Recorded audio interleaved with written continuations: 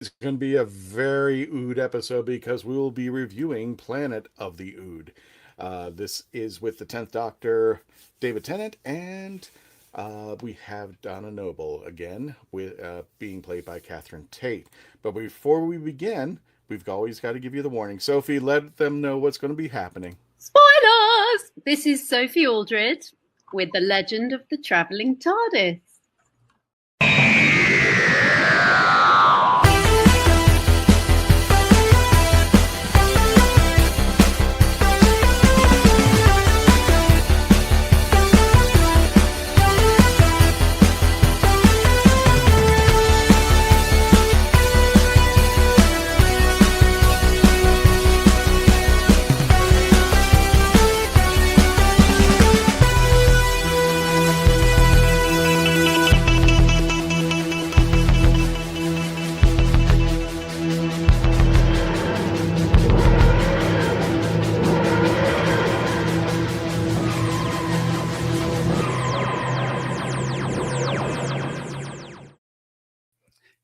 Hello, and welcome to the Legend of the Traveling TARDIS, fellow Whovians.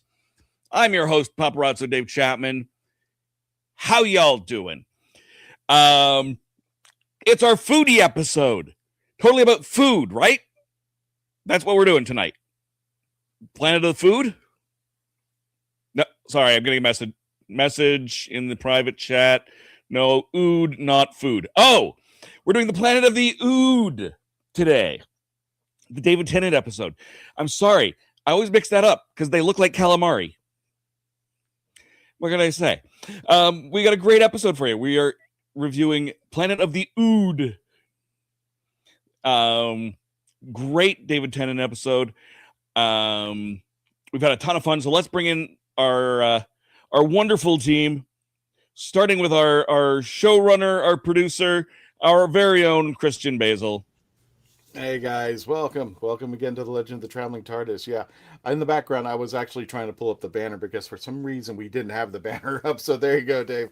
Yes, tonight we will be reviewing Planet of the Ood, starring David Tennant as the 10th Doctor and Catherine Tate as Donna Noble, with our friends the Ood back, since the last time I think we saw them was in The Beast Below and The Impossible Planet. So they're going to make a return, and we are returning with their planet out there.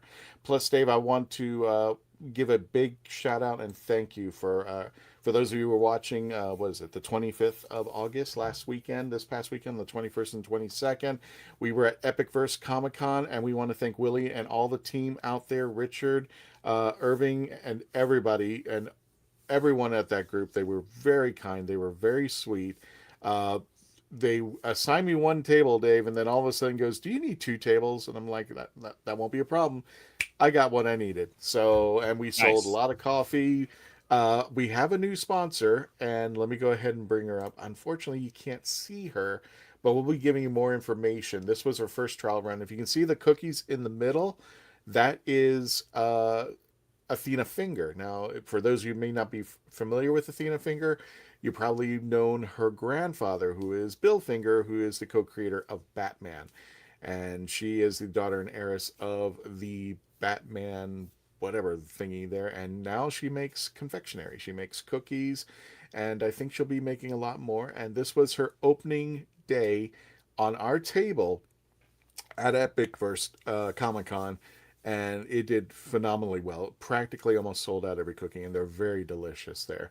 Also, we do have Coffee Shop at Horrors and the Kitchen Killers barbecue sauce out there. So for those of you who joined us and subscribed with us, thank you. And thank you, Epicverse, for being very, very hospitable about everything out there this past weekend. We really had a good time. I noticed they had very good expectations of us. They knew our table would be absolutely on fire, which is why they put us next to the fire extinguisher. Yes. Yeah, absolutely. That's the best thing. And by the way, down that hall is the bathrooms. So I had the perfect spot out there. And one of the other things I want to make sure I got out there, the folks over at the Gotham Underground, they've always been touring with us over at the conventions. They were there, lovely bunch. If you ever get a chance, check them out on their Instagram and their Facebook page, the Gotham Underground. Love the big bird. So that was our weekend this past weekend. So There we go. had a great time. Next up, let's jump to the other side of the pond with the Candyman. Hey, Mark. Hey guys, how you going?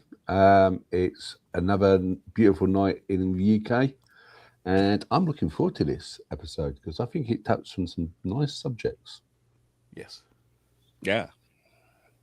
And Excellent. I'm wearing the classic. Well, let me see that. Knock. Knock. Who's there? Doctor Who. Exactly. Sorry. Had to be Beautiful, classic. sir. That is beautiful. So who else we got, Dave? Yeah. We've got Robert in the comments saying food and Doctor Who goes together. Yeah, It's true. Exactly. I'm telling you, they look like calamari. The Ood look like calamari. It's the planet of the food. And Robert, I saw the video you sent me on my personal Facebook page. Thank you. That's a real. I'm going to be sending that to people. I hope you don't mind, but it's we'll be talking about a legend who just recently passed away. We will be talking to her about in the Hoodoo News. But Robert sent me a video of her, and it was. I wish I could play it, but I don't know about the copyrights or anything. But a certain country singer who, if you're watching live on August the 25th, has just passed away recently. And there, Robert was kind enough to send me a video of her. And I'll send it to you guys. But it's pure Dolly. I mean, you'll see it, and it's why everybody loves Dolly Parton. Not just her singing, but her personality, her character as well. And it's her humanitarianism.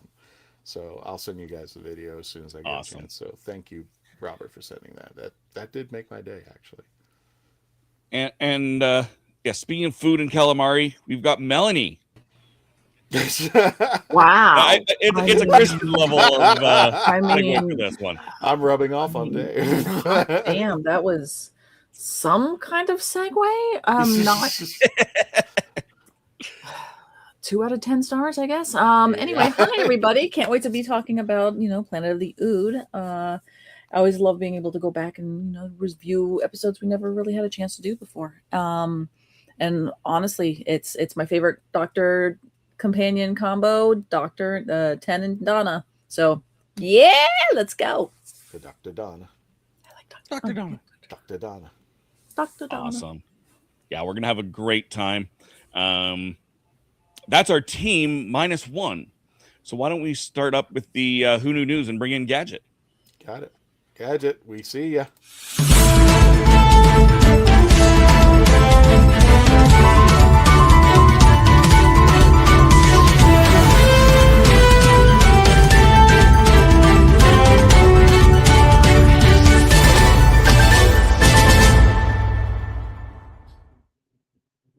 Hey guys, recovering from Anime NYC, and will be talked about soon, but like Christian said, we have a very important passing to talk about because this woman has touched so many lives. Most of our viewers, if they're of that generation, know her as Miley Cyrus's Hannah Montana as her Mima grandmother.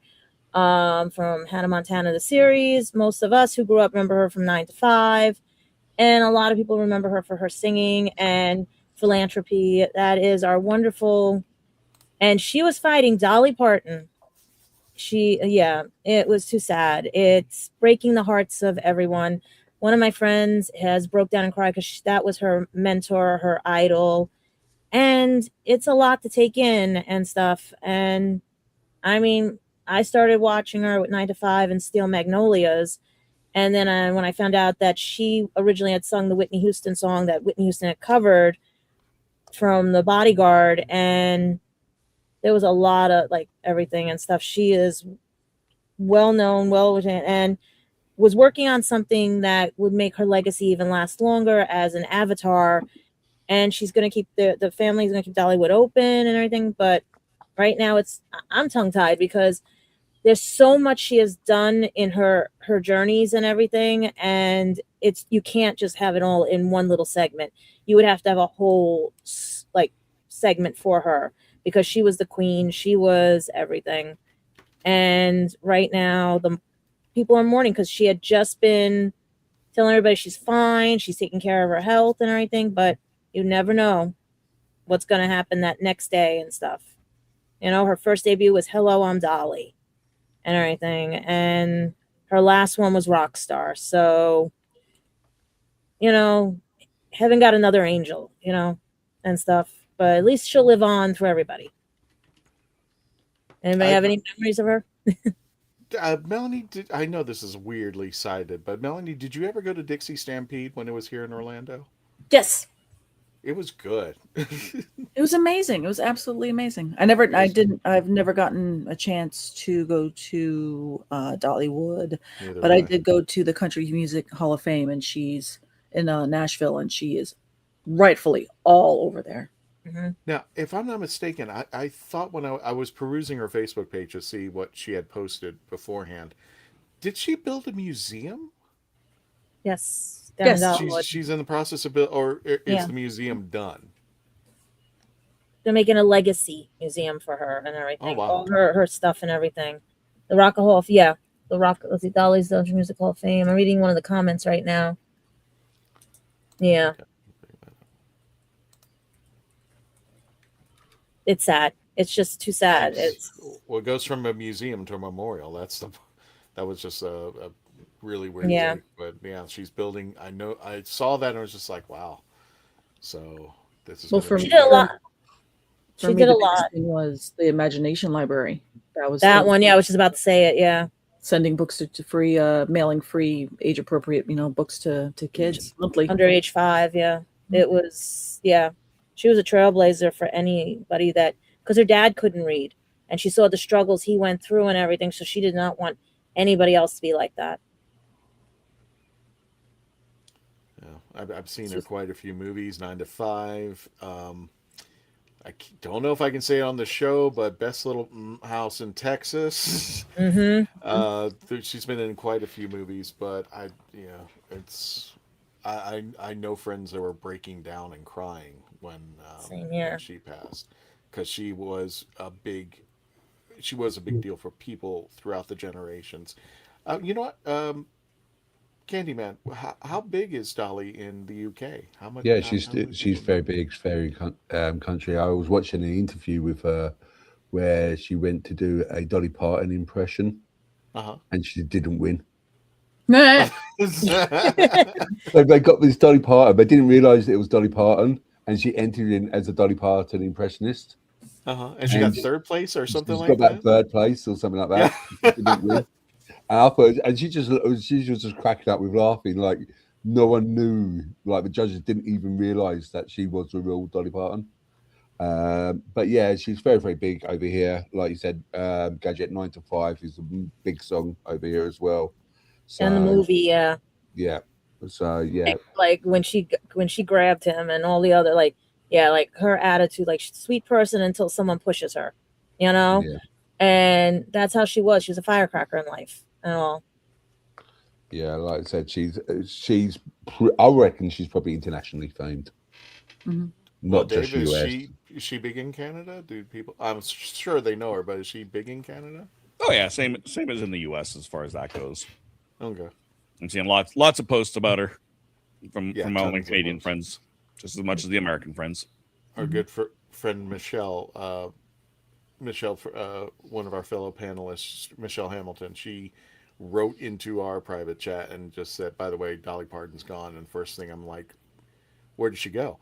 Did somebody lose her? And she was like, no. That was the funniest thing, because Entertainment Tonight had just did a retrospect on her, and she was telling everybody she's fine, she's whatever. She had to cancel a few concerts and stuff like that because she's focusing on her health. And then a couple of days later, we see this. Yeah. Too sad. Well, rest in peace, Dolly. Thank you for everything that you've done throughout life. 80 years. Yeah. Long time on the planet, but I still think taken from us too soon. I think she should have hit the big 100. Oh, this is definitely her energy. She'd have been 100. Yeah. And then we have other sad news. Like if you are a fan of Sarah Jane Adventures, and basically trying to get the other image, like I'm just like still shocked from this and everything. If you know of, and I got to say her name right, Philalida Lord, because my L's are bad and everything. But she has passed away on July 27th. She was noted for appearances in Dixon on the Docks, Green, Rumple of the Bailey Kingdom, and Foyley's War. But most of us know her from being as B. Nelson Stanley in the Sarah Jane Adventure stories, Eye of the Gorgon, and as Belladonna in the audio drama for Doctor Who, The Bride of Helladonna. God, there's too many syllables and everything. But basically, she's one of those actresses that graced our screen young, and basically sad that see her go. But it's one of those where it's everything. But she is, believe it or not, her children are Emma Thompson and Sophia Thompson.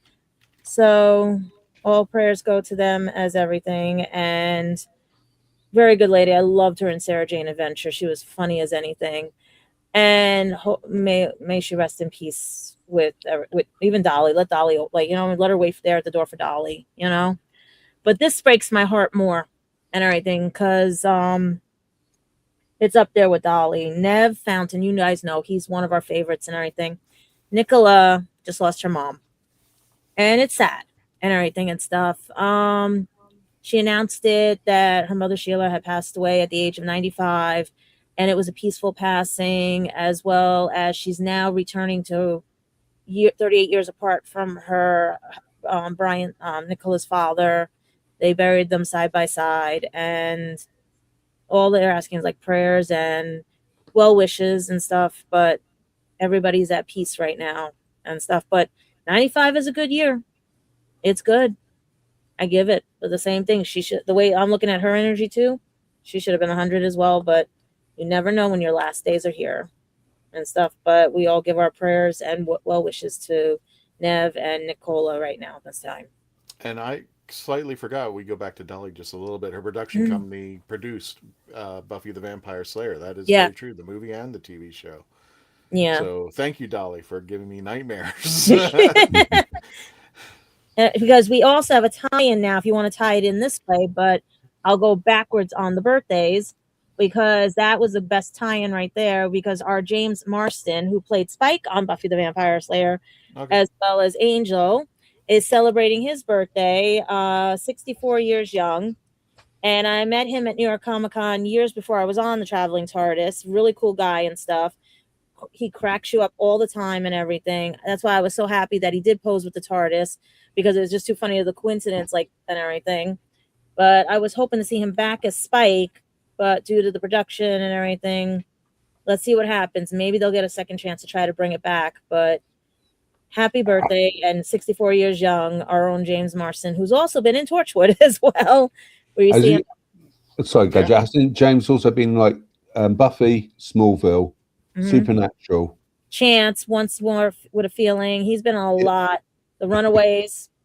It's like all the top shows he's been in. He's got that gift. He's got that knack and everything and stuff.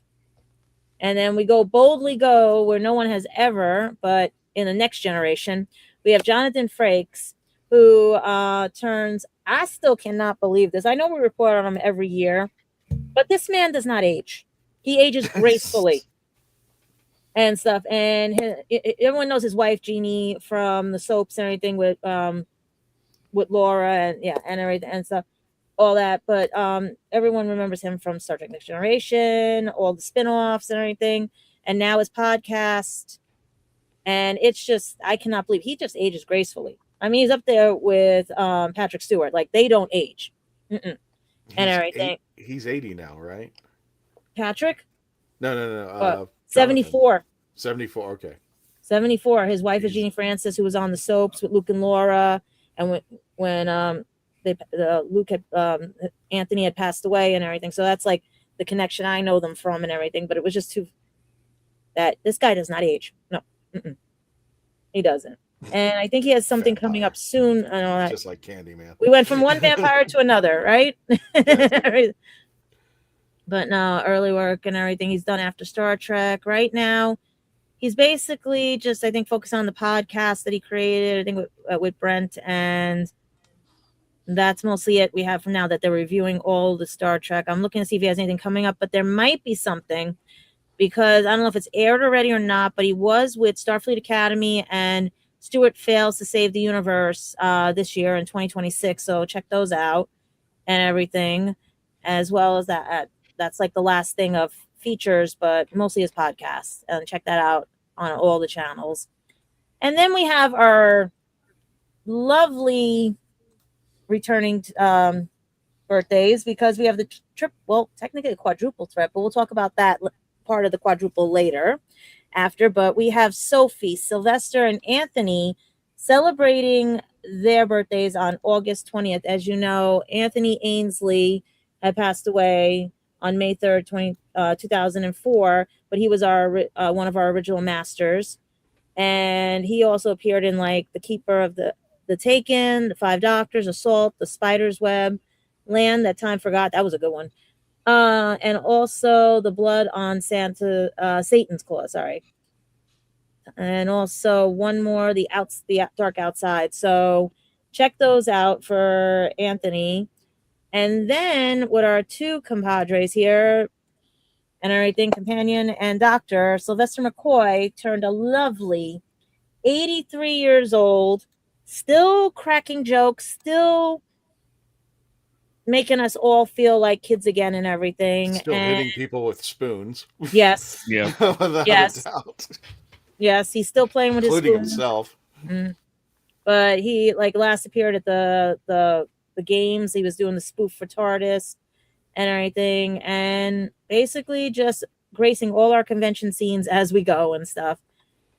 And then we have Sophie, who, as happy birthday, who introduced our spoilers and stuff. She turns a young 64 years old, and she's working on her podcast. She's working on multiple other adventures in time and space and just gracing our screens and stuff. But always check out her podcast and all the conventions to check up on anything she's doing right now.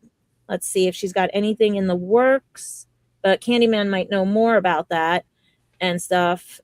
But the last thing she did was Tales of the TARDIS, and 2025 was Shroud.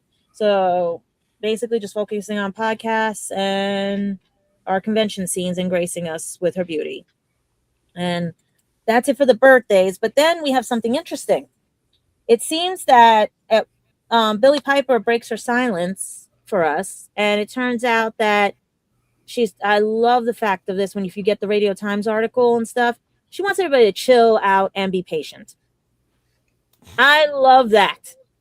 She was opening about her future on Doctor Who, and she told her fans, chill out and be patient, like I've been telling all of you and everything.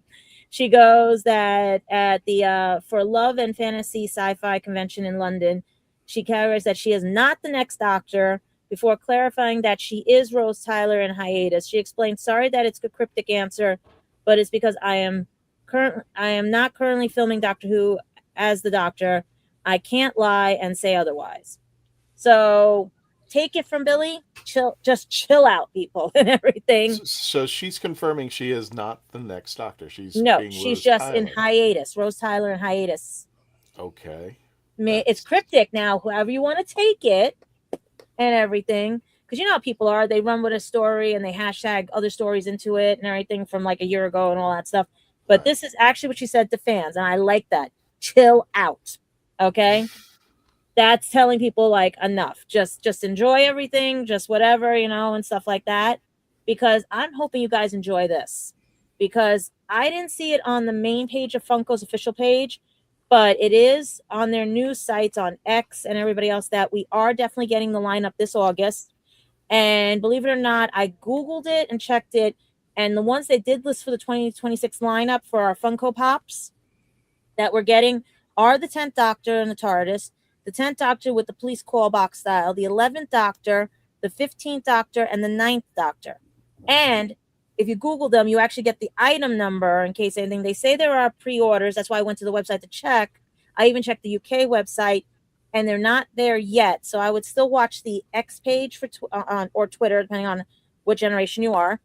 And hopefully we get to see, because they're showing River right now, and that's not on the list here.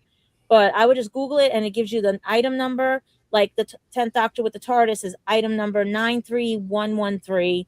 The one with the police box is 93134, and it goes from there 35, 36, and 37.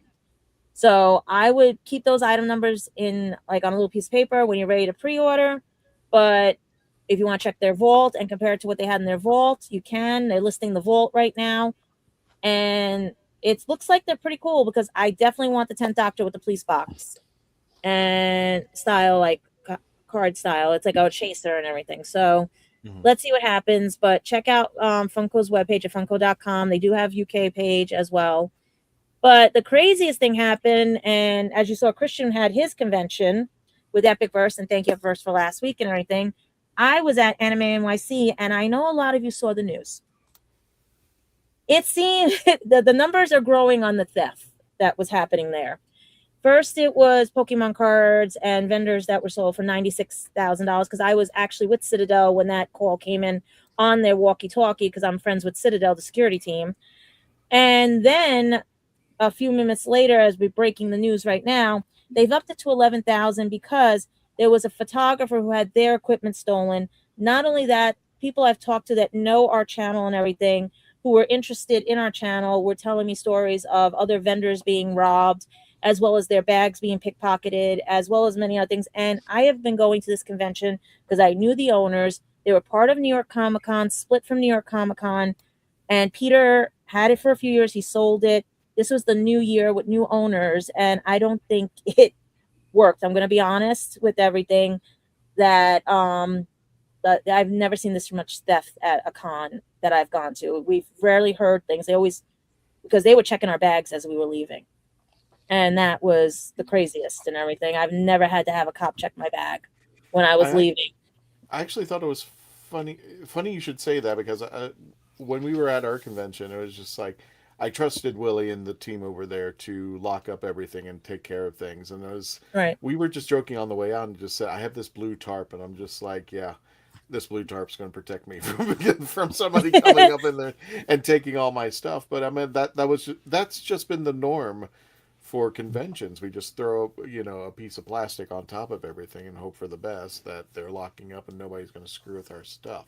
And it's crazy there because I even have a netting on my wagon because it's New York, and I try to keep people from when I'm coming in because that area is a lot of scalpers and like the people with the CDs and stuff that they try to, people just pick out of your wagons and bags and stuff. So I have a netting that goes over. I was wondering why everybody kept saying to me, where did you get this? How do we order it? Because after what happened, everyone is taking advice and just trying to lock everything up. It's just crazy. And that's my friend's work behind me, by the way. This is Sesame Bows. She does beautiful work and everything. If you guys ever want to check her out, she's on Instagram. She actually sold out at the convention, but that's a foil printing, and she does little back charms that are wood. So it wasn't all bad and everything. It's just that a lot of things like this got missed, and a lot of the vendors weren't there. So it's just mostly they were going after the cards and any big items that they had. And I'm also thinking it was part of the new policies because they even had to pick up their badges outside in a container. They had a shipping container. That has never been part of this convention. So between people getting twirled over to there to get there, and they were saying they were getting pickpocketed there versus, I've never, this is in the 9 years, no. Mm-mm. So I'm hoping next year with their 10th anniversary is better, but the way I'm seeing it is they're promoting a K-pop one for next year. So I think they focus more on that than this, but that's one of pictures that with the TARDIS, as well as it was hard because they had the $100 photo pass. So a lot of our cosplayers were in places, and some of them actually wanted me to tip them. So these lovely ladies were nice enough to let us take the picture without being charged or anything. And we even have, if you have from JoJo's Adventure, because this is Witch Italia. Wait, back it up a little bit. Cosplayers want you to tip them when you because this is what happened. They are professionals. So if you wanted to take a picture with our that's what I'm saying. This year did not feel like a normal convention. Everybody, because of that $100 fee that they were charging to clear up the aisles and everything, all the TikTokers, all the professional cosplayers, we're all in the hallways up in the Crystal Palace and everything. Some of them I would approach. I say, "Can I take a picture with you?" They go, "Yeah, I charge, or I give you tip me." And I'm like, "What?" I've never had that in all the years Got I've done the TARDIS with you. I have never had that. So I stayed in the show floor praying I found somebody that was a normal person or normal people. And these were normal people. They were so sweet and kind. I think they were traveling from, because they had an accent. I don't know if it was France or from one of the areas and stuff. And they were really sweet and kind and everything. And then like the same with the JoJo people and some other people I posted, because it was rare. Everyone was so scared of that because they didn't want to get yelled at for taking pictures because they were charging. Someone got caught and they were charging. And it's not right that even though we're sort of a brand, we've been doing this for so many years. They felt it was to clear up, but there were so many people still crowding the aisles, rubbernecking, running into things because they weren't looking. They were on their cell phones. I saw more people on their cell phones than anything. But you could have called the fire marshal on how many cosplayers were in an area that they usually never are because they were trying to avoid getting caught or paying that fee. And the ones that did pay the fee are sickened because they said they don't want photography anymore there again. Gotcha. Well, anything else in the Who Knew News? Oh, it's giving you like when we do our conventions, the advice is like when we get people on here for conventions. That's why when I told them about Epic Verse, they were happy when they heard the word free because they would have flown down there. They didn't care if the price of the plane or the train. They were like, if it's cheaper to fly down there and it's a free one, and they don't have to worry about that their pictures or anything, they would have gone if they knew about it. They would have left. Let me turn this over to the Candyman. Yeah, please, Candyman. Mark, I was going to say there's one birthday you did miss.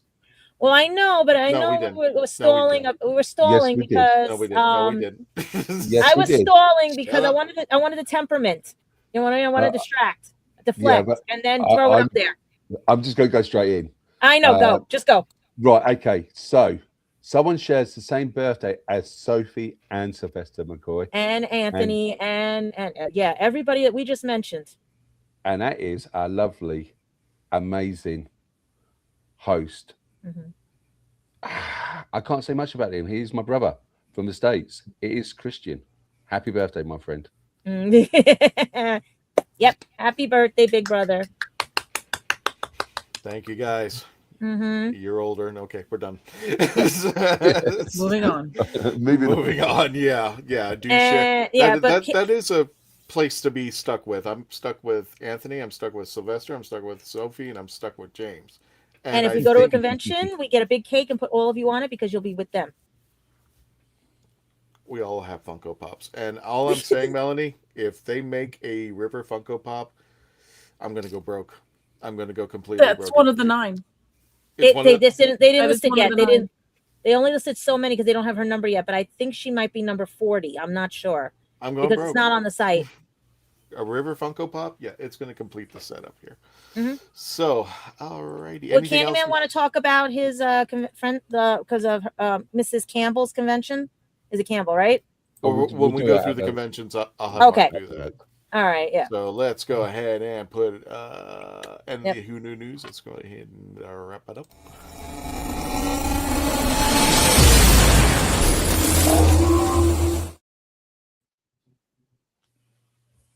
And we're back. We're back. Commercial break, my friend? Let's get everyone's ratings, and then we'll do commercials. Sounds like a plan. Okay. So let's go. We'll just bring up that so I can mark everyone down. Let's start with you, Christian, because you're right next to me. 7.3. 7.3. And Melanie? I'm rating this one high. This is a 9. I absolutely love this episode. All right. And Candyman? 8.57. Lower. And Gadget? Well, I was debating between 8 and 8.5, but Candyman did that, so I'm going to go 8. All right. Those ratings, if you at home put your ratings for Planet of the Ood into the comment section so we can see what you guys thought of this episode. And we will be right back after a few short messages from our sponsors. I didn't listen to that voicemail. I'll tear open that letter you sent. Don't you tell your friends I want you back. I gotta leave you now and unread, because you've already said those words that switch my heart to dead from loving you. So you'll stay ghosted and I'll stay focused on sewing clothes.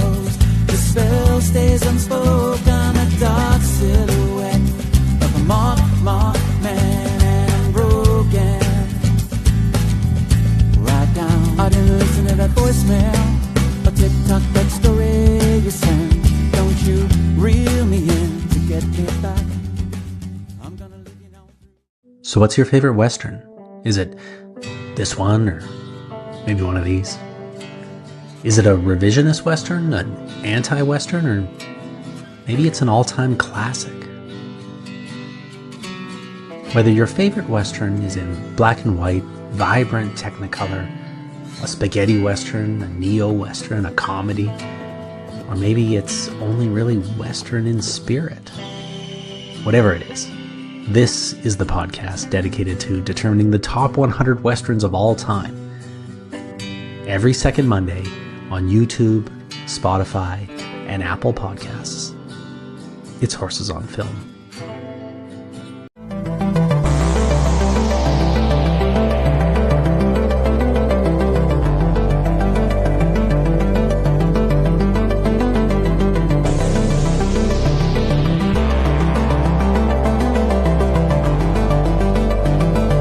Are you tired of toxic fandoms?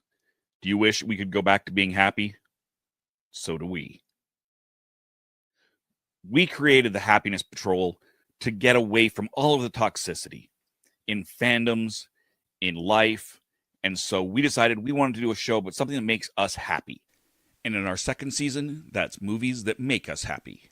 So join myself, Cameron, Scott, Jessica, and Melanie on Happiness Patrol at youtube.com/@happinesspatrolshow.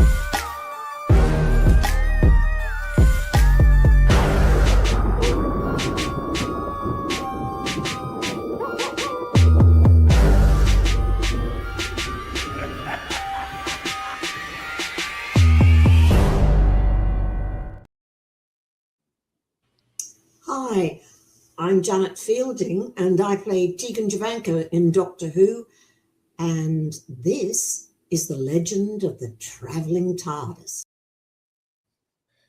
This bag here, Melanie, see this bag? It's my favorite bag. I leave it here in the room. It has every sample of all the products I'm going to be selling over at Ancient City when we talk about it later. And I'm just pulling one at random, so this will be the flavor of the show. And we got some Stranger Brew going on over here. This is waffles and pancakes.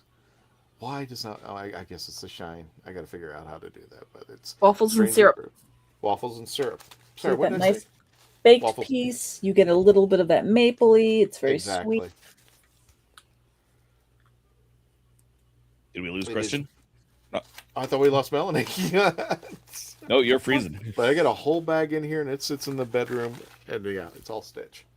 So he sits in the bedroom, and I just get a great whiff every time I get that. Didn't come out right, but anyway, welcome back to the Legend of the Traveling TARDIS. My name is Christian Basil. That is Dave Chapman. That is Melanie Dean. That is Gadget, and that is the Candyman. So welcome back, and we're reviewing the Planet of the Ood. Very Ood episode today.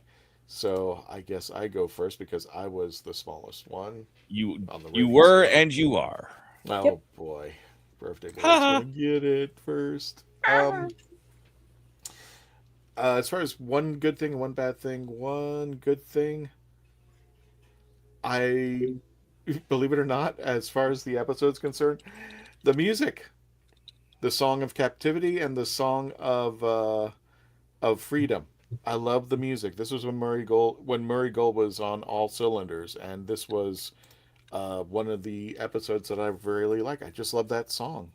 I love listening to it. I mean, Murray Gold's music back here in the first, second, and third seasons, I mean, you can't beat it. But that to me was one of the more positive ones of this episode. Not that the episode was bad. I just didn't feel about this episode. I think I'm going to get my notes over here because I want to make sure I say this accurately with what's going on. How can you not feel for those poor Ood? You Oh, I heartless, do feel for the you poor heartless, Ood. heartless I man. felt bad about the poor I know, Ood. right? But I'll explain to what I was doing. I know this is going to sound weird. I felt like this episode was a downgrade because we had the Beast Below and the Impossible Planet. And on those episodes, you felt for the humans. Even though they were kind of doing wrong by using the Ood as the slaves and everything, you still felt for the humans. In this episode, it felt like it downgraded because the humans were just caricatures. And I just felt like it's one of those where I really cared about the characters in the Beast Below, and I didn't care anybody about not even the guy who was losing his hair. I'm trying to remember his name, but it I was caring about the Ood a lot. I love the music of it, and I thought I'm trying to say this right. I don't want to say it in a negative way, but I want to explain it. I think. Sorry, I'm trying to get this right. I think he leaned too hard on the slavery allegory, and I'll explain why. The resolution of the whole episode was basically the Ood sang a song and everything was better all of a sudden. And I was like, it feel like a chintzy episode. It just felt bad. I mean, it had so much potential for me to enjoy it, but I think the execution, there could have been better ways. And like I said, we came from Beast Below and then we're coming to this episode. I felt like there should have been a human faction that was helping the Ood throughout the episode. And that the Ood and the faction were conspiring together to free the Ood, and the Ood was leading this human faction to help them out. Then it would have explained at the end why the rockets were coming back with the Ood, because the human faction contacted the other humans and said, nope, you're going to send them back. And I think there would have been a very Underground Railroad dynamic, which would have expounded on that. I think, does that make sense to anybody, or is that kind of kicking in a little? A little bit. Little bit? I know where you're going with it. Yeah. So, like I said, it's not a bad episode. It just felt like it shortchanged itself. I think it had a lot of potential. It could have gone on to a second episode if it tried. But there were a lot of positive things out here, especially with Donna and in this particular scene. Donna hearing what's going on in the Doctor's head. She's now kind of discovering. She's had a few adventures with him, but now she's really taking on the pressure of the Doctor, where she is now listening to the music of the Ood and it's making her cry, and she's loaded in tears because it's painful. And then she realizes, wait, this song's still going through your head. I couldn't even take 2 minutes of it. I thought that was a very powerful scene. And I mean, there were some scenes, and I get it, it's Doctor Who, it kind of gets hokey, but I think there was a deep message in here, just like the Beast Below, and it kind of got lost in the villain's characterization, that I didn't know what it wanted to be at times. Did you want to be serious? Did you want to have a little comedy? Which is fine, but I think it didn't do itself its justice with all the characterizations of the people that are quote-unquote villainy. And when it finally ended and the Ood are all singing, and it's like, oh, the rockets are coming back. I'm like, how? At one point, Donna couldn't even hear the music. So how is the human race hearing this? And how are they sending all the rockets back? So I know that's probably even technical, but I think it was just that this story had so much going for it. It could have been a lot better. It could have been one of those top 10 episodes.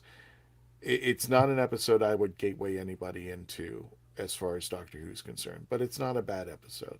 It's not one of my favorites. That's all. All right. Great comment from Toka. What about the claw? I'm like, I'm just trying to reply to her on YouTube. I'd love to catch David Tennant in a claw machine. I think I sent the picture of the claw. I think I sent that one. Yeah. There are a lot of pictures being sent, but not all of them made it. Like 10 made it. So, Oh no, because I had I the picture of the think- claw. I had the picture of Yeah, we got lots of all the pictures. That's okay. Mhm. No, that makes sense, Christian. That makes sense. You got. Let's see who's next. Gadget, you gave it an 8. That's Yeah. the second lowest. That's an impressive thing when an 8's the second lowest. Well, it's okay. You said one good, one bad, right? And everything. And Yes. well, it is a good episode. I will say that because it's the prequel to the other 2 episodes. Because I was catching on to some of the terminology and stuff because I'm thinking this is before.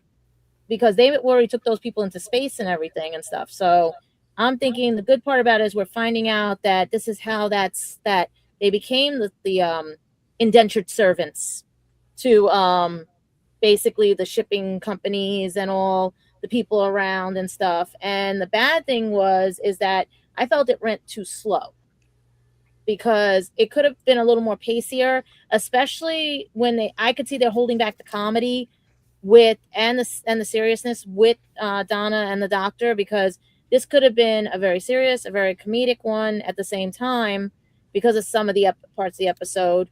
But like I said, I felt the pacing was just for me too slow, or it wasn't focusing on like what it was. I was more happy with the Ood getting revenge and everything after seeing what they did to the main guy and stuff. Spoilers.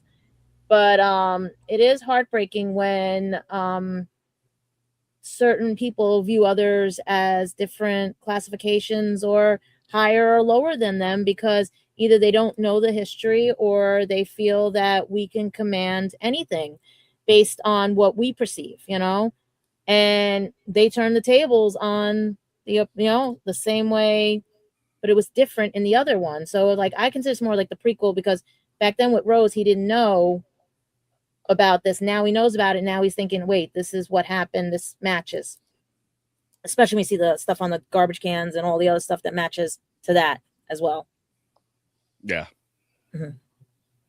I'm not spoiling what we see because that was just crazy, like with everything, because that was too sad. Yeah. All right. Mm-hmm. That makes sense. Makes sense. Let's see who's next here. Mark, you gave it slightly higher at 8.57. Yeah, 8.57. I think that the storyline, even like when it's like, was it 4126 was the date they landed? I think you're right. I think Yeah. And we still using slavery. And I just think that's really, it was just showing like the concept of how people who got money will use anything as a trade, which I think is wrong. And I just think that that's the storyline.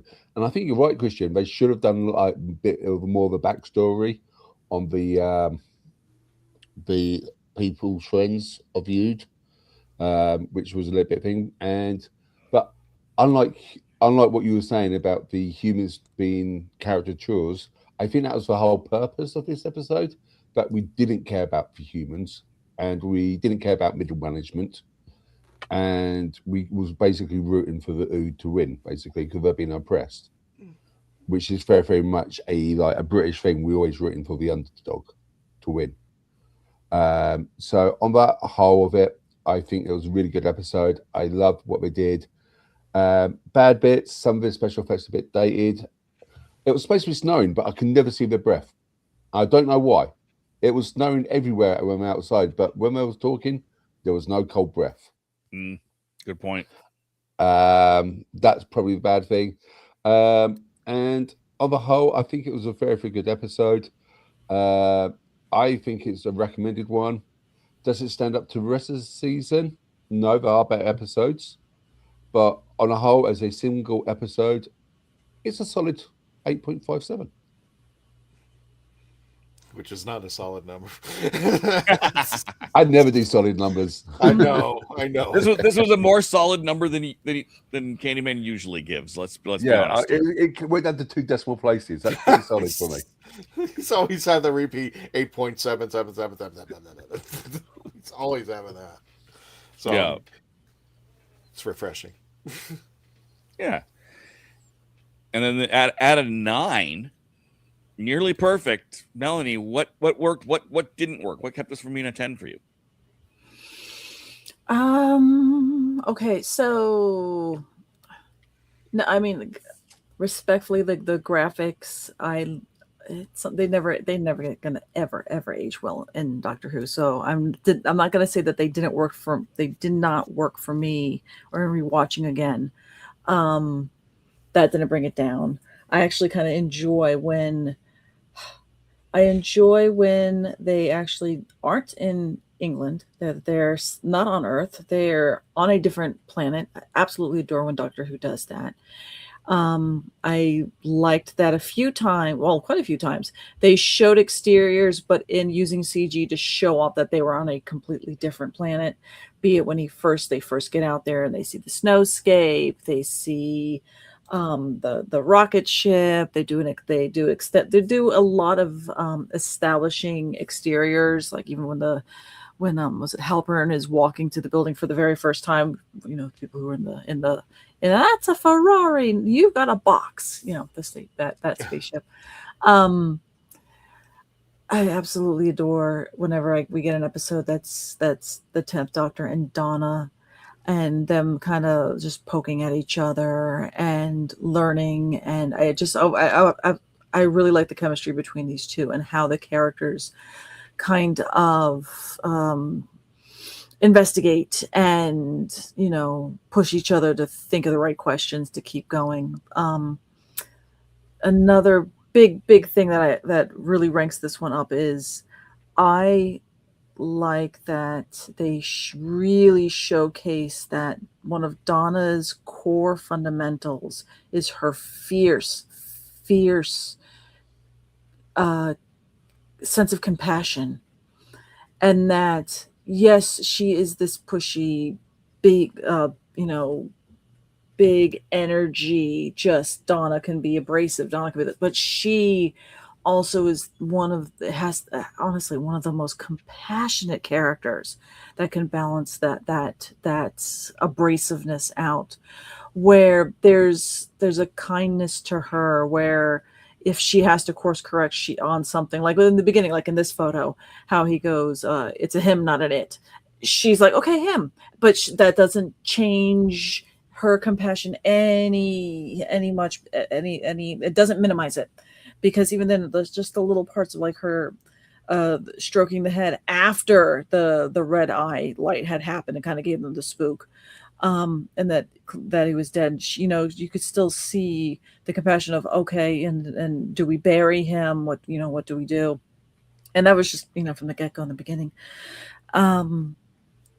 Yeah, I really do. I really enjoy this episode. I'm good that the writer decided to go back and look at the first 2 times, the back-to-back with the beast below and all that, with the Doctor, back in the time with Rose, and show off his shortcomings of you knew about this enslaved race, even though you're like, oh, their life's ambition is just to serve humans. I'm like, and that was back then. And then being able to come back, they revisited this, a little later with a new companion to take a look and say, hey, this is a problem, fix it. I appreciate that Doctor Who did that they kind of not in a retcon way, but hey, when you travel through space and time, you're going to have shortcomings. You're going to have consequences to your actions. And Doctor Who does have a tendency of kind of going back and going, hey, here's a string we could play with. Here's a loose end we never really tied up. And maybe it was not all sunshine and rainbows. So yeah, no, I honestly, I adore this episode. I really, truly do. So 9 out of 10 stars.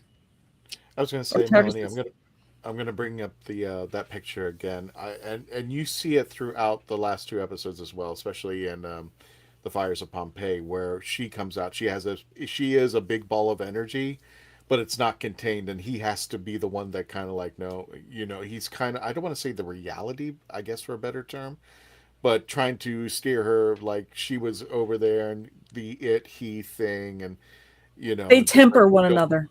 They exactly. That's why we love those two so much, because they do bounce off each other, and the Doctor is a reminder uh to Donna, there is this kind of space reality, I guess, for when things are at, and her compassion overrides, and I guess for better term, her sensibility, A and little bit, that yeah. and that I he agree. kind of balances her out and says, no, no, no, don't do that, don't grab that. But Mhm. every once in a while, like you said, she petted his head. That we see that compassion from them. That's what made the dynamic of those two great, I believe. But that's just me. And I like that she also can read people very quickly. How she Yes. kind of like sussed out how some of the which members of the when they first meet the other humans on there and that are in power, how quickly she's like, I don't like you, I don't like you, I don't like you.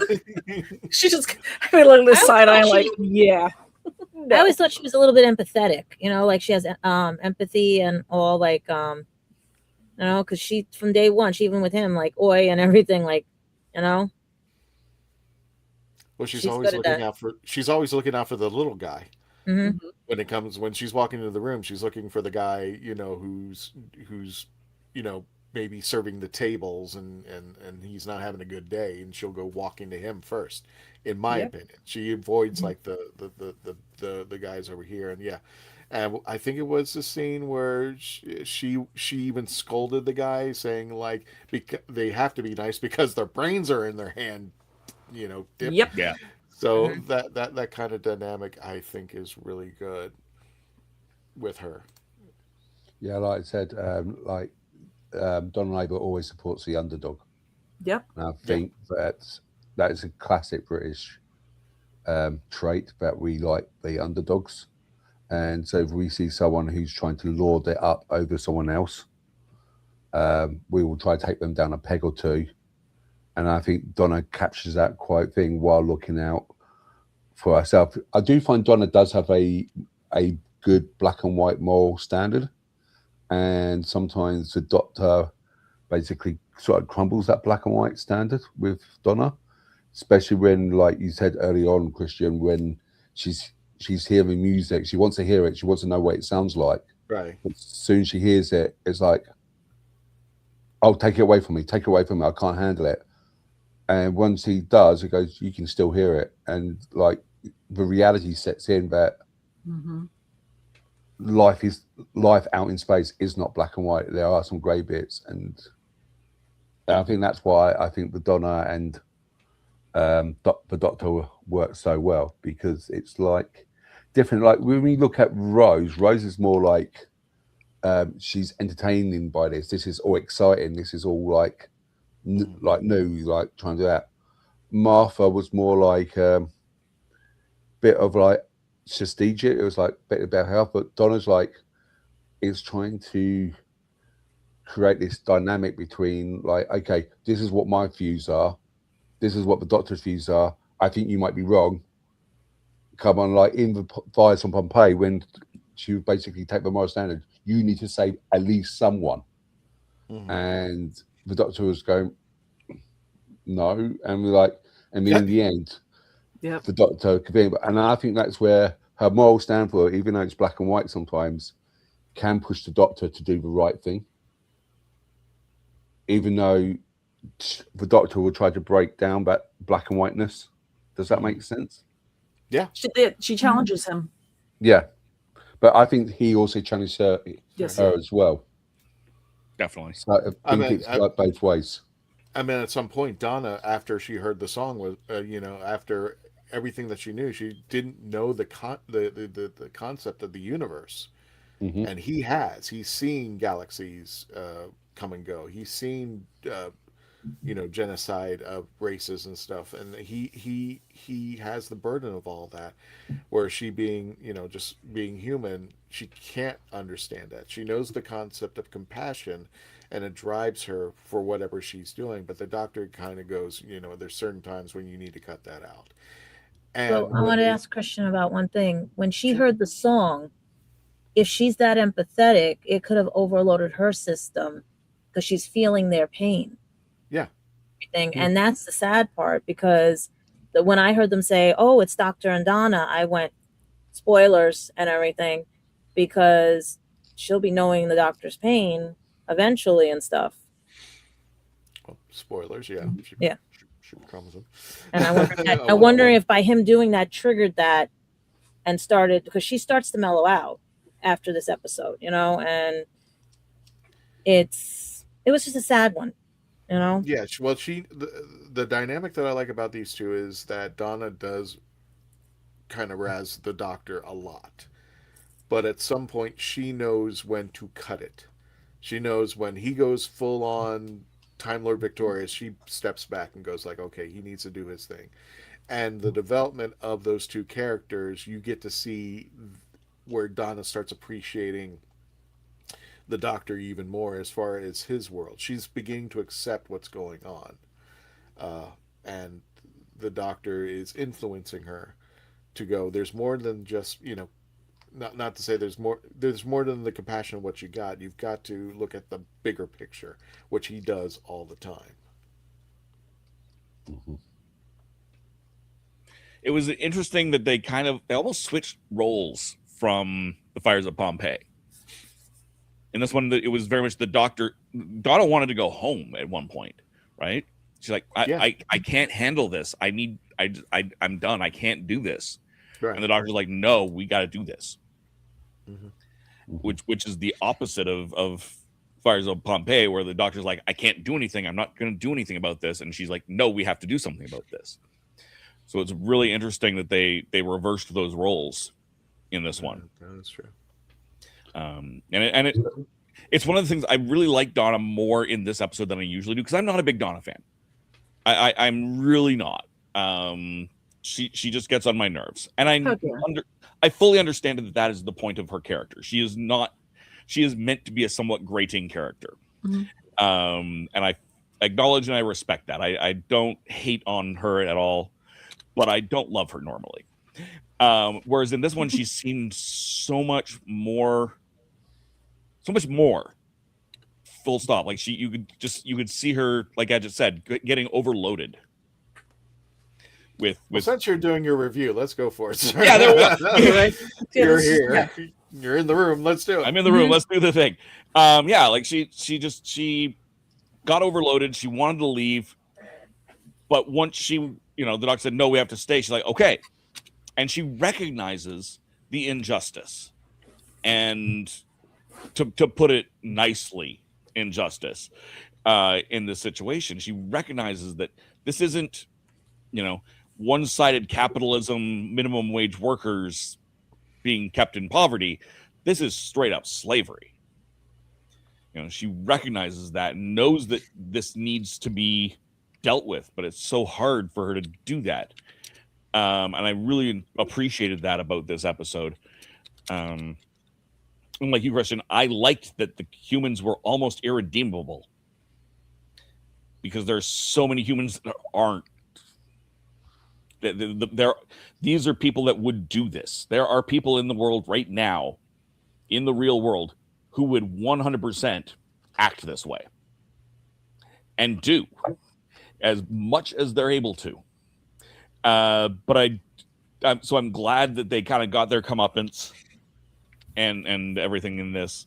It was really weird that they transformed the CEO into an Ood. That was weird. I didn't object to it. It was just kind of what? Is that how Oods are born? That transformation is probably the grossest moment I've ever seen on Doctor. So disgusting. I love it. There's a lot of gross moments, but this one is just like, I can't. Yeah. Try taking the pictures. Oh my god. Yeah, I mean I have the Gadget gave me some of the pictures of the transformation. I didn't bring them any of those. I'm like, no, I'm not. Let's just say it involves like some women would understand when they're having a child. I did certainly appreciate the part of the transformation where he just kind of hiccuped up his brain. Mm-hmm. And this is where it gets weird too, because for a brief moment, there's that scene where where Donna says, "I'm sorry, I don't remember the dialogue." Something to the fact that she, with him, I don't understand what's right and wrong, and he says to the fact that it's probably best you didn't. Yeah. But yeah, it is kind of like, what do we, you're actually kind of turning this guy into an Ood, and we're just letting it happen. So yeah, And I appreciate that the Ood's response to this was, he's one of us now. Yeah. We will take care of him. Knowing that you can't, you can go from the top to the bottom very quickly in life, and the safety net's there for you too. And that's something that, again, in the real world, a lot of people don't get.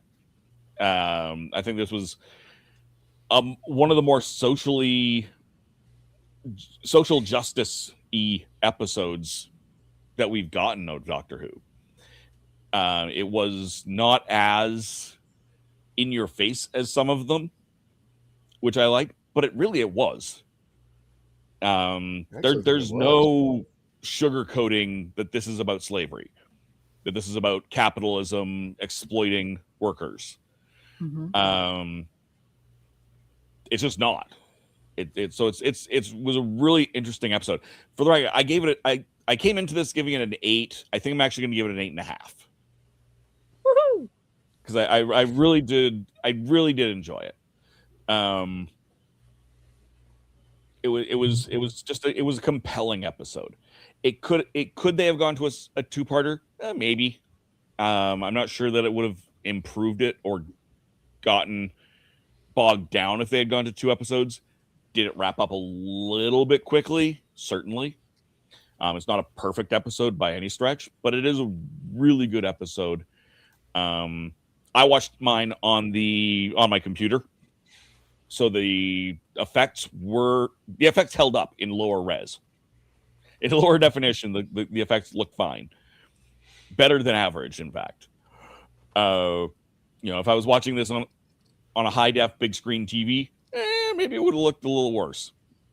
But I had no objection to the effects. This scene was crazy with the rabid, chained up rabid Ood, and they just okay. Well, we're just going to execute him. Spoiler: they just execute that guy. Yes. And so someone in the comments pointed out there's a lot more gunplay in this episode. Yeah, there it is. I knew I saw the comment. A lot more gun violence in this one than there is in most stories. Even in like the Dalek stories against the military, they aren't shooting as many things, and it's less effective.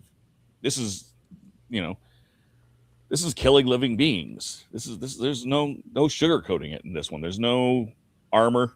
There's no mobile tank suit protecting the squishy little goblin inside. These are people. These are sentient beings who deserve more than what they got. And I'm really appreciated the end how they did get they got their freedom. They got to move on. I'd have to go back. Yeah, Gadget puts out in the comments there that Planet of the Ood was 41-26 and the Impossible Planet's 42-21. So it is a prequel. Yeah. No, I don't. Okay. Yeah. Well, it would make sense. Doctor because during one. Okay, because I know one of the drafts was that they were going to think about having Ida Scott on this one, and therefore it being a sequel. This actually came from the Doctor Who pages. Right. So if that's the case, that little surgeons didn't work because they end up going to the Impossible Planet. What? Well, think about it too, because you gotta remember they're already think about it. If they sent them at 41-26 already in space as the helpers, remember they're all buying them up and everything and stuff.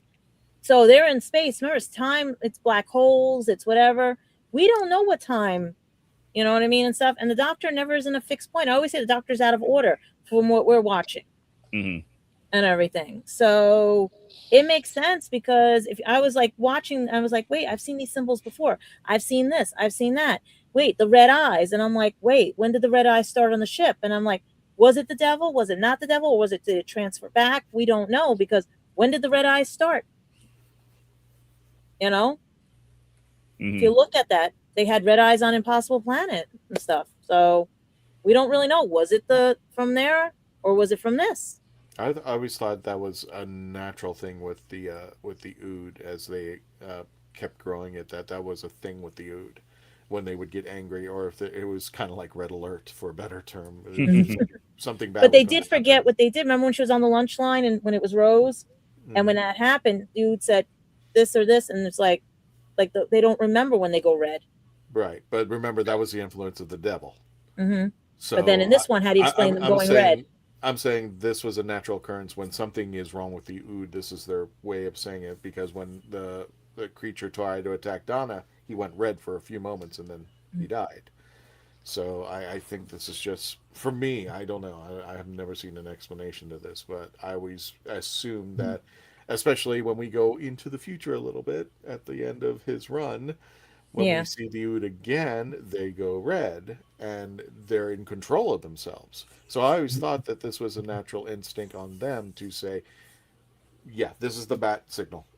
Some bad's happening. So then it might have not been connected to the devil. It might have been just, like you said, their own internal clock or internal. Well, I think in that particular episode, they were connected to the devil. It was just that their internal clock was kicking in because he was influencing them. Yeah, I think for Red Alert, it's probably a mixture of like psychic and something bad. So like when the devil was in Impossible Planet and Satan's Pit, it was because of the psychic energy of the devil, which is probably making them turn red. While in the Planet of the Ood, it was the actual hive brain, which was making it. Because remember, it was like triple hive minds.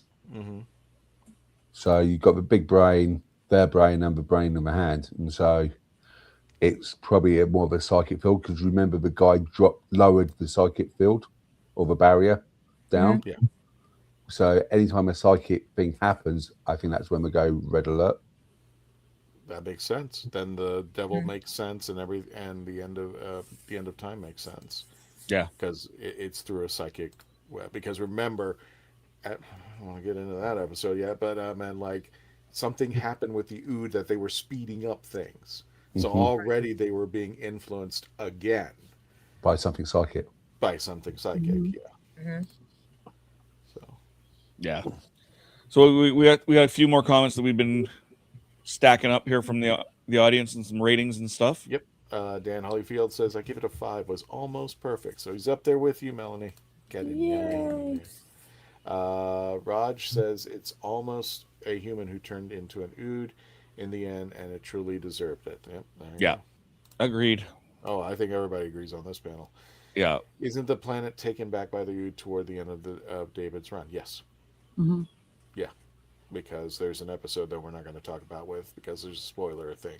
And just in case nobody has seen this episode as of yet. We'll get there. We'll get there. Probably. Everyone's just holding out and waiting for us. Exactly. Dave, was there anything else you wanted to bring up? No. Those are my thoughts. Okay. Do we have conventions coming up? We do have conventions coming up, but first I wanted to show a gadget made. Would you like tea? I think that's this dude serves coffee. I figured it would work with if we have to put it on the table when we're at conventions or anything and stuff, because that was just too funny. It was in the episode, like, we're going to serve you. So I figured, why not try that? It's been beautiful. I'm going to make pictures of that. And speaking of pictures, we want to give a big shout out to Melanie for bringing this one up. And that river, like I said, I'm wondering if that's number 40. I'm wondering if that's number 40 because I was reading out the numbers and I'm hoping if it is number 40, remember that number so you can pre-order it because I think these pre-orders are going to go crazy. They dropped the 28th of August. I'm getting a river song, but the first two, I meant, don't we have a 9? It's the relaunch. They redid it. Oh, okay. Yeah. They're basically the kind of relaunch. They're redoing a 9. I actually have 9 there. I have another 10 there.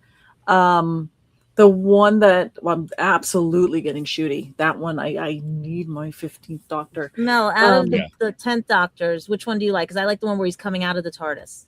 I actually like the regeneration because I have a tendency of liking Funko Pops that have more fun with the eyebrows, that's giving more of an expression. Oh, okay. And he literally is doing the I don't want to go. And I'm like, yeah, I would like that. Christian, can you go back to the previous photo? I'm just Which one? wondering, the one with the Ood, the one with Gadget made, which was awesome. Okay, he's Yeah. holding a cup. When are you going to produce that for the coffee shop of horrors so they can have their coffee in a nice? I was looking into teacups for them, but they're expensive. Okay, is that a teacup or a coffee mug? You can make it both. Because the one I was looking at It's whatever was beverage wants it. If there's Coca-Cola, it's a Coca-Cola. it's whatever beverage I shove because in they there. told me I could just get the saucer with the symbol on it, or I could do both with the set and just have the cup. But a lot of places are very expensive when you want to make them. Yeah, but that would be cool because you can have like your stacks of cups of coffee next to your coffee stand as well on your stand, so you can have like, yeah, do you want to taste a bit of coffee? Here you go.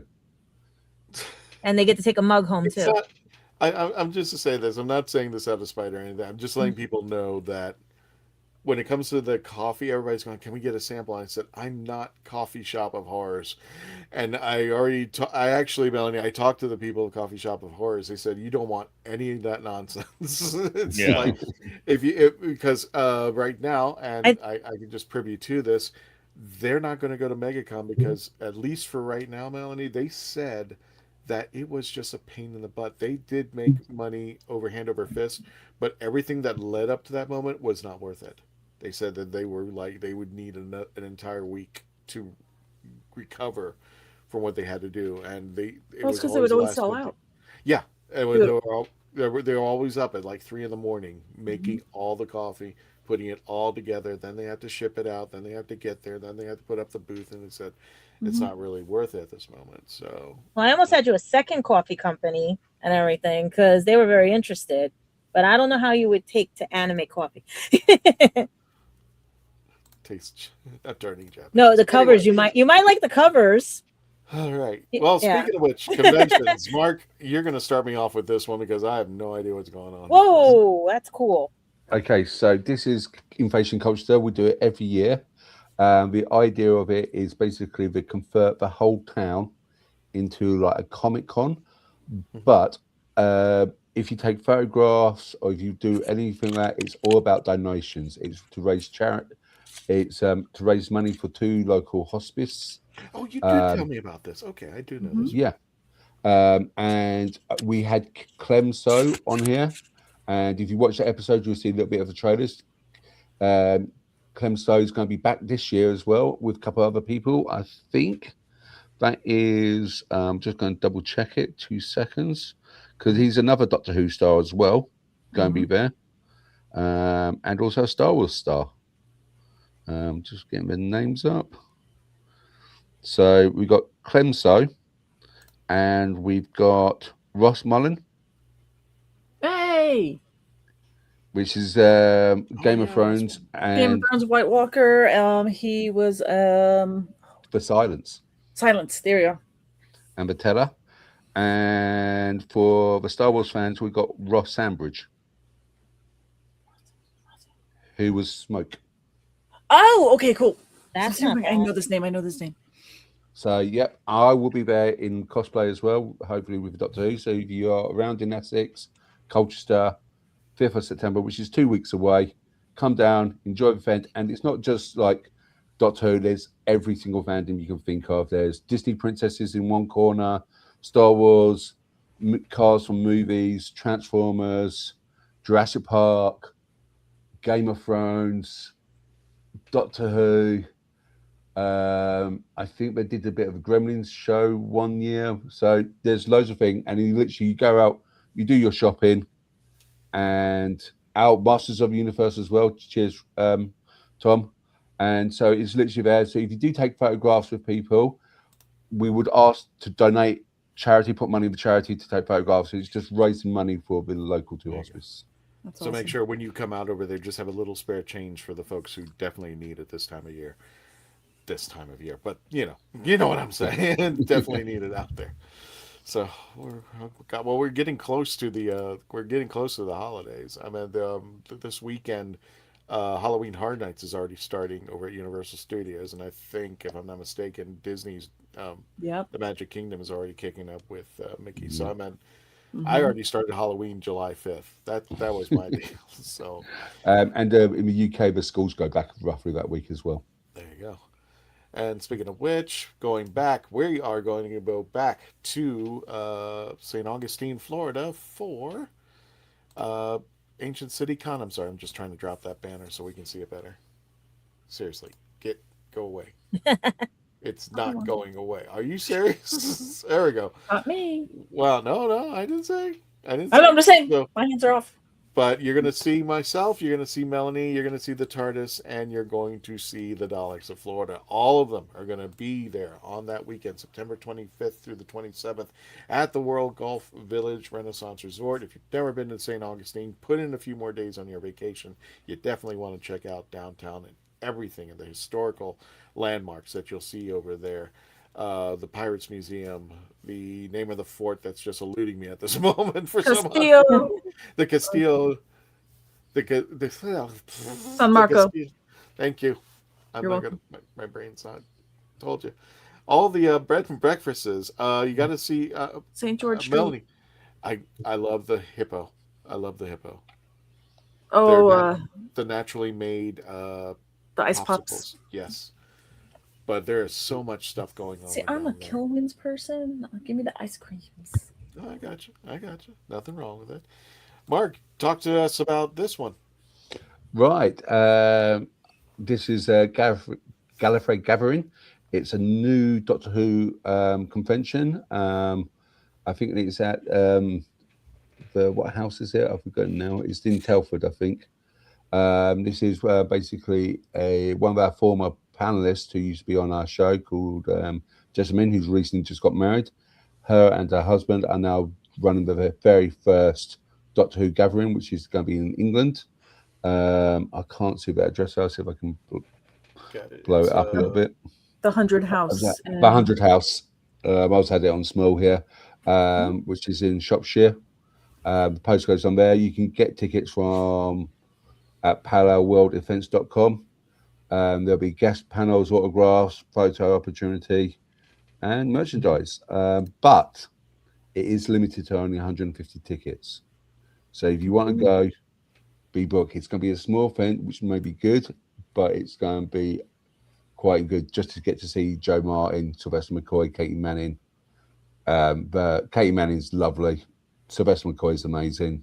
I haven't met her. I'm getting tired that she's not even in our state. She pops up New York, California. I'm just like, get her a Yeah. She spends more time in the US than she does in the UK. That's fine by me, as long as she hits Florida at some point or another. Well, guys, I guess we can release the good news about next week's episode, shall we? Mm-hmm. Yes. But you guys are going to have to get up really early in the morning. We're going to be welcoming Mark Strickson Turlo from the Fifth Doctor series. We're going to be interviewing him next Tuesday. Please keep in mind and keep an eye out on our social media because it's going to be a really, really, really early interview. I think, if I'm not mistaken, 3 a.m. our time. If 3 a.m. Eastern Standard Time. 8 I'm up. p.m. Oh, no, 4:30 in the morning. 4:30 in the morning. Yep. 4:30 Eastern Standard Time, and I think it's 8:30 in the morning if you are in Auckland, so New Zealand time. So that's 9:30 if you're in the UK. So a.m. So worthy. We're definitely going to have Mark Strickson on in there. Mark Strickson on, and if you have any questions, we get to your comments. This is going to be the episode that you want to get into. I rarely see him on podcasts, so this is going to be an interesting and a fun one. I love this. So mark your calendars. If you want to be in on the live, it's going to be early. Because I have a question to ask him because of who he acted with in that car. because when I knew that voice, and that's my favorite character from something. Tom said it So, best. yeah. I'll pop in, say hi, and then go back to bed. If it's 9:30, I'll be at work. Okay. Yeah, Oh, it'll be 9:30 for you. And I am up because of other reasons. gotcha. Without further ado, thank you again so much, Dave. You want to wrap us up? Did you have anything further that you want to bring up before we let you go? Before we let everybody go? No, I'm good. Tune into all of everybody's channels. Great stuff coming up all over the place. And we'll see you bright and disgustingly early in the morning next week. Yep. Don't I forget got to check this. out Horses on Film, the rathole.ca, and Happiness Patrol, and Instagram at Pieces of Melee. Wait, I got it's going the right Go the direction. other way. Go the other way. Go the other way? Okay, it's not working. You're mirroring. Your StreamYard's mirrored. Yes, now Okay. you're facing the correct way. You're Okay. facing me. So, Pieces of Melee, and on the Instagram, and Happiness Patrol, and Horses on Film, and the rathole.ca. Well, if this is mirrored, then this has got to be Gadget. Yep.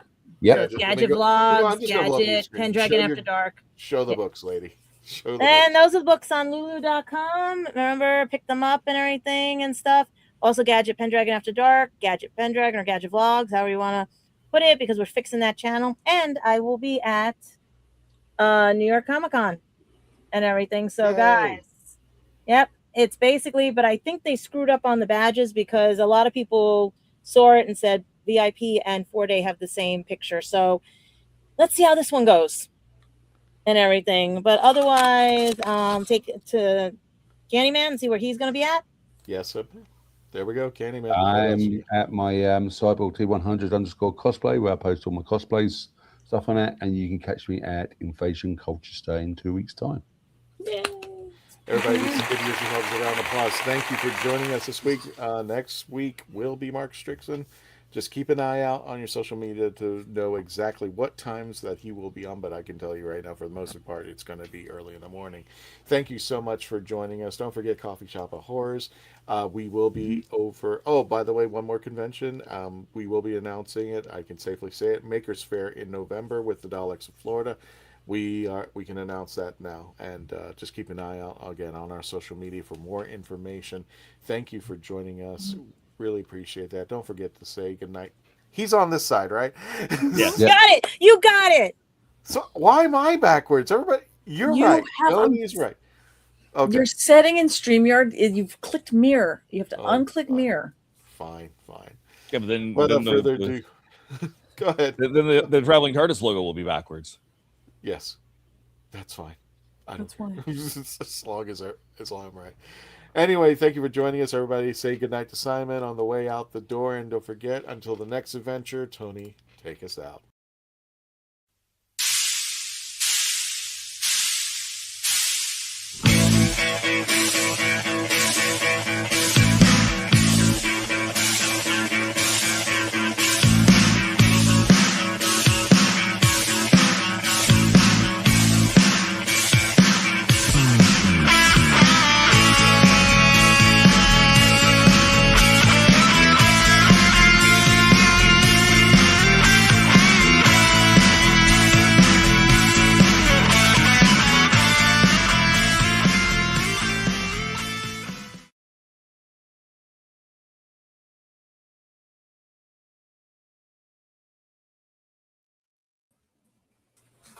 I'm correct.